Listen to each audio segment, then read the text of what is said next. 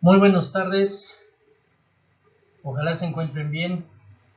Mando un saludo a la distancia, profesor Javier Muchaus, para la carrera de mecatrónica primer semestre.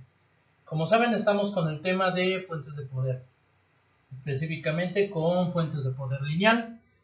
Y la etapa que estamos ahorita investigando, que estamos desarrollando, pues es la etapa de filtrado.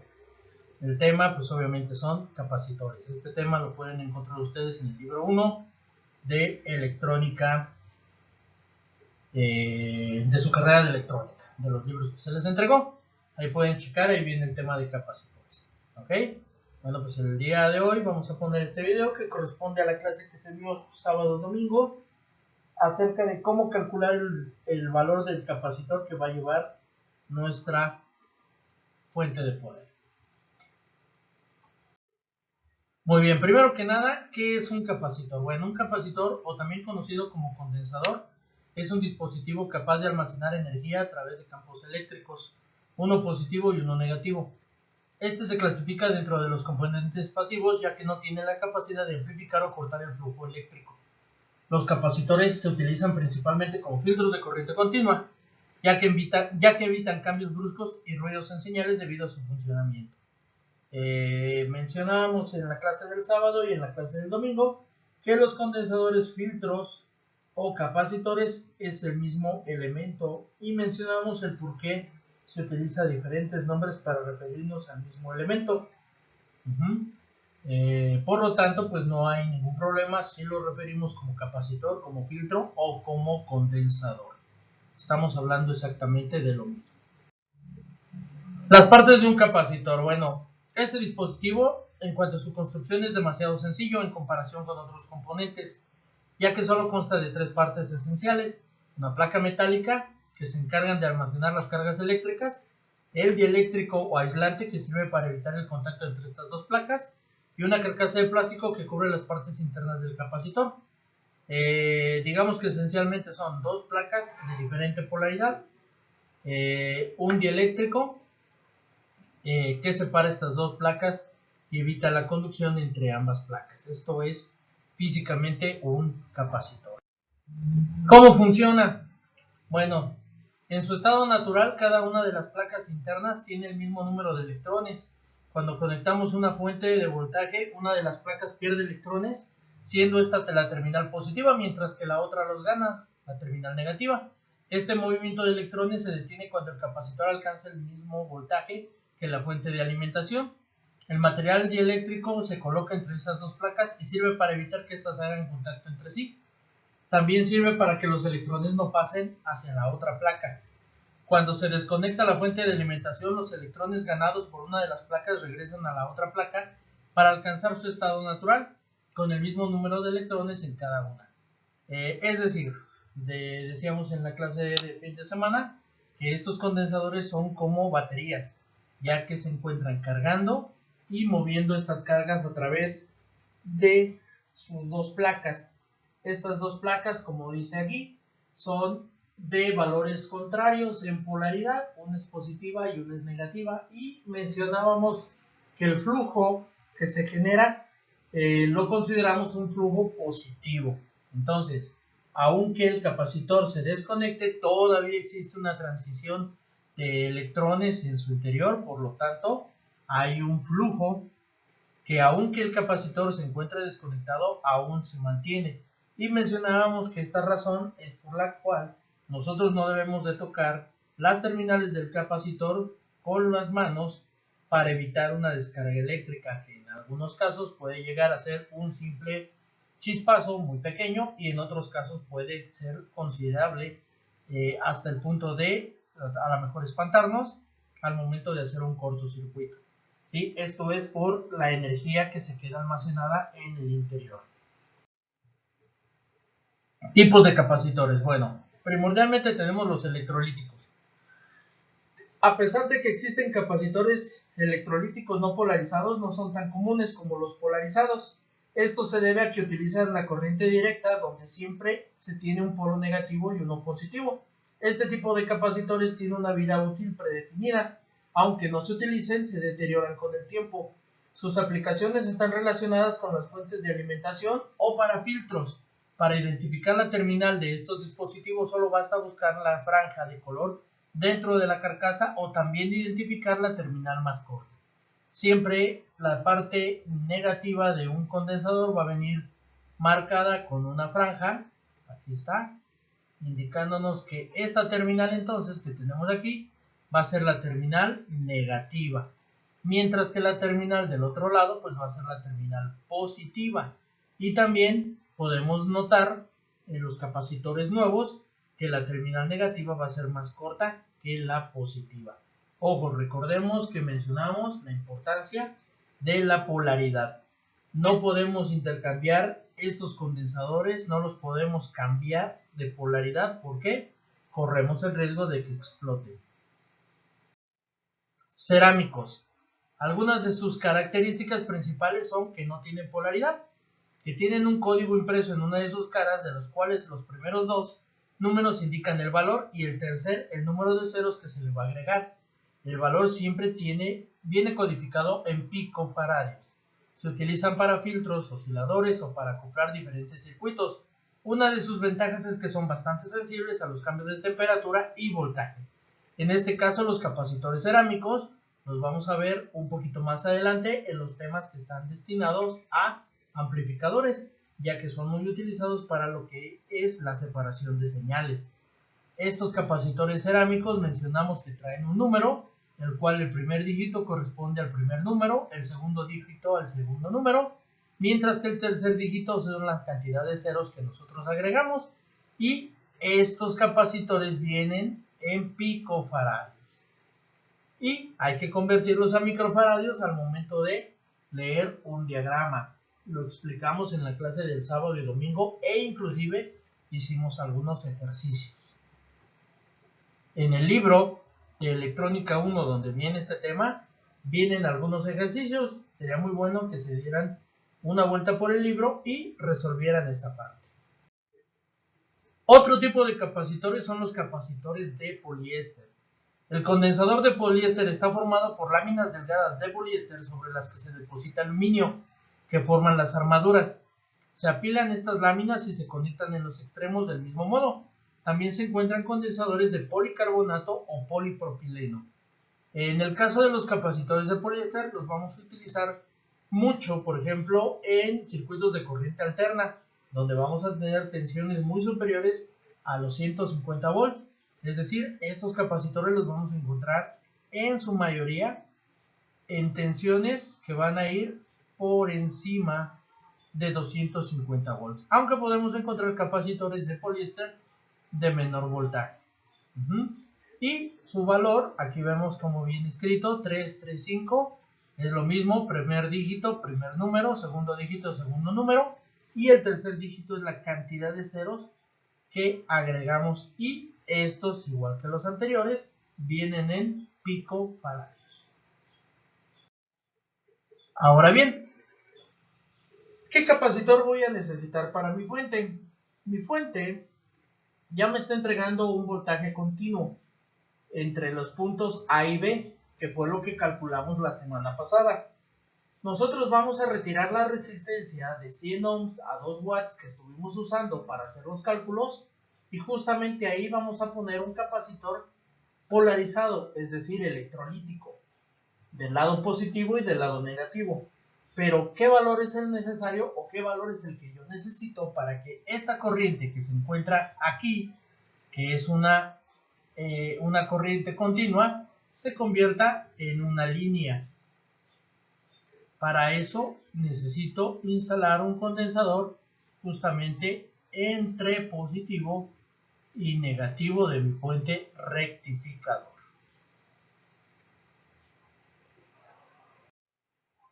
Ahora, para hacer este cálculo son 6 pasos muy sencillos, los cuales vamos a ir viendo uno por uno, y vamos a utilizar un ejemplo como este. Un transformador a 36 volts y 5 amperes. Este es el ejemplo, y únicamente lo que tienen que hacer ustedes es seguir estos mismos 6 pasos, pero con los valores de su transformador, para obtener el valor del capacitor que necesitan para poder filtrar correctamente su corriente alterna. Más bien dicho, su corriente continua. 1. Calcular la salida de tensión del puente. Aquí es donde nuestro voltaje se calculó la salida del puente rectificador que será utilizado. Recuerda que el cálculo se obtuvo de la fórmula donde primero se calculó el valor pico de la tensión secundaria. Si tenemos que nuestro valor pico de la tensión secundaria es de 36 volts, porque es lo que me refiere mi transformador, entonces lo que yo voy a ocupar o lo que yo voy a hacer es utilizar mi fórmula, que me va a decir que valor pico va a ser igual al VRMS entre 0.707. Este va a ser mi dato que voy a utilizar. Por lo tanto, valor pico es igual al VRMS entre 0.707. Tenemos que el valor pico es de 36 volts entre 0.707. Tenemos 50.91 volts. Esta sería la tensión que yo voy a utilizar en mi ejemplo. Número 2. Calculamos la máxima salida de voltaje. Es decir, una vez que este voltaje que ya obtuvimos a la salida de mi puente rectificador, le vamos a sumar el 10% más 1.4 volts. Recordemos que mencionamos el día de la clase que este 10% corresponde a el tope o digamos que la parte del capacitor que queda hasta la parte superior, es decir, la parte más alta de mi capacitor, ya que mencionamos que un condensador no se carga completamente en un 100%, sino que se encuentra entre el 78 al 80%. Por esta razón vamos a aumentar un 10% para llegar a 90% del uso del condensador. Y el 1.4 decíamos que es por los diodos que forman el puente. Cada diodo tiene una caída de tensión de 0.7 volts, pero como tenemos dos pares de diodos trabajando en serie, entonces es 2 veces 0.7, 1.4. De eso, entonces nosotros tenemos que nuestra tensión máxima va a ser de 57.401 volts. Paso número 3. Determinar la corriente de salida del transformador. Bueno, este paso es muy sencillo, debido a que el mismo transformador nos lo indica en su estructura. Este transformador, su corriente de salida va a ser de 5 amperes. Por lo tanto, ese es el dato que voy a utilizar a partir de aquí, 5 amperes. Calculamos la corriente máxima, es decir, la corriente de salida del transformador la vamos a multiplicar 5 veces. Esto es para tener en cuenta el pico de corriente que se forma cuando nosotros echamos a andar cualquier máquina eléctrica. Es decir, cualquier capacitor, cualquier transformador o cualquier motor al momento del arranque tiene un consumo muy alto de corriente. Este consumo es momentáneo, ya que después de cierto tiempo decae a su valor nominal, pero en este caso lo tenemos que tomar en cuenta para el cálculo, o sea, 5 veces 5 amperes, estamos hablando de 25 amperes. Si mi transformador es de 1 ampere, pues entonces 5 veces 1 serían 5 amperes. O sea, es multiplicar 5 veces la corriente. Ahora bien, en el paso número 5, a la tensión máxima le vamos a retirar el 1.4 de la caída del voltaje de los diodos. Esto es para tener únicamente la tensión del transformador, aplicándose directamente al capacitor. 57.401 menos 1.4 nos da un voltaje de 56 volts. Este voltaje lo vamos a multiplicar por la frecuencia de mi puente rectificador.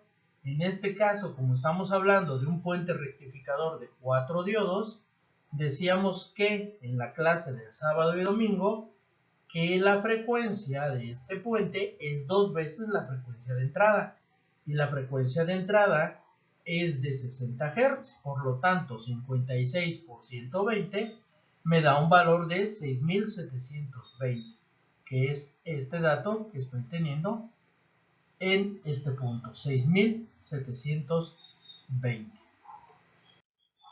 Ahora sí, último paso. Ya con ese valor vamos a calcular los faradios de mi capacitor. El capacitor va a ser igual a la corriente máxima entre el resultado de mi paso número 5. Es decir, 25 amperes, que fue lo que me dio como la corriente máxima, entre los 6720 del paso 5, me da un valor de 0.0037202 faradios. Para saber el valor en microfaradios, lo único que voy a hacer es mover el punto 6 posiciones. 1, 2, 3, 4, 5, 6. El punto iría aquí. Entonces nosotros tenemos un valor de 3720.2 microfaradios. Aquí está mal, es mirofaradios, debe de ser microfaradios. Es decir, vamos a tener un condensador de 3700 microfaradios como máximo, o digamos, no como máximo, sino más bien, este es el valor mínimo que necesitamos en faradios para alisar completamente mi corriente continua. Ahora bien, tengo que buscar valores comerciales. Los 3700 no es un valor comercial. Me tengo que ir al valor más comercial y, comercialmente hablando, los capacitores de 4700 sí son valores que puedo yo encontrar fácilmente, y la tensión va a ser a 63 volts. Es decir, yo voy a tener un capacitor electrolítico de 4700 microfaradios a 63 volts. Los 63 volts es porque en el paso número 2 el valor de voltaje que me dio fue de 57.4 o algo así. Entonces ese valor tiene que ser el del capacitor mínimo. Entonces igual volvemos a lo mismo. Comercialmente hablando me pide 57, no lo va a ver, lo más próximo son 63 volts. Y entonces este capacitor que yo tengo aquí es el que voy a instalar en lugar de mi resistencia. ¿Sí? Lo que ustedes tienen que hacer es justamente hacer el cálculo del capacitor que van a necesitar para sustituir la resistencia. El día miércoles, jueves por la tarde, voy a subir otro video donde voy a armar ya todo el rectificador completo, incluyendo su etapa de filtrado con el capacitor que calculé para mi transformador, y quedando para el sábado y domingo de la siguiente semana el siguiente tema. Y el siguiente tema es reguladores. Para el siguiente tema, una vez que tenemos un voltaje directo de un valor determinado, necesitamos acoplarlo a las necesidades de los circuitos o del circuito que va a operar. En este caso, esta fuente pues, va a tener un valor de voltaje, ya lo vi ahí, de 56 volts. Pero yo no necesito 56, o muy pocas cosas van a ocupar 56 volts. Yo necesito valores de utilidad que me voy a topar en mi día a día al momento de hacer mis prácticas. Estos valores de voltaje son de 5 volts, 12 volts, 9 volts, y voy a poner un regulador variable para poder tener un valor determinado entre 1.2 volts hasta los 60 que me va a dar mi fuente. Para eso voy a utilizar reguladores. Vamos a ver los monolíticos, que son circuitos integrados, que son estos. Y vamos a ver también la regulación con diodo Zener, que ya también explicamos anteriormente, pero aquí la vamos a utilizar. ¿Ok? Este sería el siguiente tema que vamos a ver para el siguiente fin de semana. El miércoles esperen el segundo video, que es la construcción de la etapa de rectificación y filtrado de nuestra fuente de poder. Y estamos ya a nada de terminar nuestra fuente con los requerimientos que vamos a necesitar para que opere correctamente. Muy bien, bueno, pues les encargo que por favor hagan los ejercicios de capacitores que les mencioné, que están en el libro 1, que también hagan el cálculo del capacitor que necesitan para la fuente y lo compren y lo tengan a la mano porque ya vamos a empezar el armado de la fuente de poder. Muy bien, chicos, pues no tengo otra cosa más de decirles, más que se cuiden mucho, ojalá se encuentren bien de salud y que nos estamos viendo el fin de semana para clase y que ya está muy próximo nuestro reingreso al plantel. Ya estamos más cercas que hace unos meses cuando empezó este asunto y ya nos vamos a ver próximamente. Cuídense mucho. Javier Michaus para la carrera de mecatrónica en la Escuela Mexicana de Electricidad. Que pasen ustedes una excelente semana.